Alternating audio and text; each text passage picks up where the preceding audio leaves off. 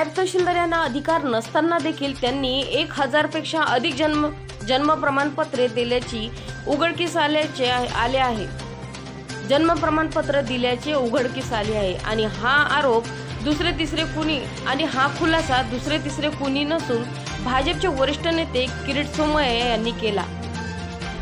हिंगोलीमध्ये जिल्हाधिकारी कार्यालय येथे आज भाजपचे वरिष्ठ नेते माजी खासदार किरीट सोमय्या यांनी 2024 मध्ये 1949च्या जन्म प्रमाणपत्र रद्द करून ही प्रमाणपत्र देणाऱ्या नायब तहसीलदारावर कारवाई करण्यात यावी आणि दिलेले प्रमाणपत्रांची सुद्धा व्हेरिफिकेशन करून पुढील निर्णय घ्यावे अशी मागणी जिल्हाधिकारी राहुल गुप्ता यांच्याकडे केली आहे। यासोबतच राज्यभर किरीट सोमय्या यांनी फिरून अनेक जिल्ह्यांमध्ये बांगलादेशी हे महाराष्ट्राचे रहिवासी सिद्ध करण्यासाठी जन्म प्रमाणपत्र घेत असल्याचे उघडकीस होत असल्याने तत्काळ हे जन्म प्रमाणपत्र रद्द करण्यासाठी सोबतच असे कित्येक घोटाळे महाराष्ट्र राज्यामध्ये आहेत हे बघण्यासाठी सध्या किरीट सोमय्या हे राज्यातील प्रत्येक जिल्ह्यामध्ये दौऱ्यावर आहेत। जन्म प्रमाणपत्र देण्याचा घोटाळा झाला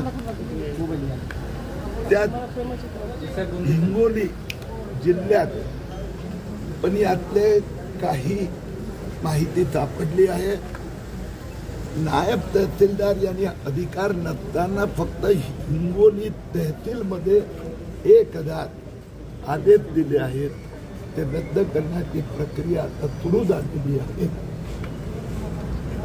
पुढे ते डॉक्युमेंट नसताना प्रमाणपत्र दिले गेले आहेत, त्याचा पण रिव्ह्यू करण्याची सुरुवात झाली आहे।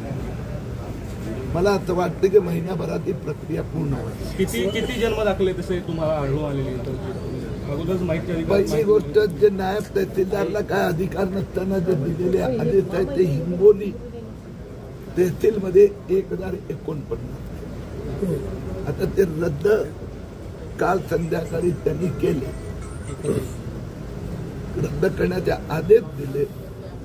आता त्या लाभार्थीकडून ते ओरिजिनल सर्टिफिकेट परत घ्यावे लागणार आणि त्यांनी जे कायद्याने आवश्यक आहे असे 13 डॉक्युमेंटसह अर्ज करावा।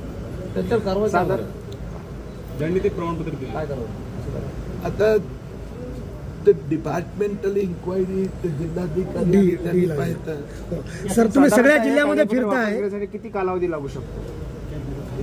हे ते 1000 तर काल संध्याकाळी त्यांनी रद्द केले।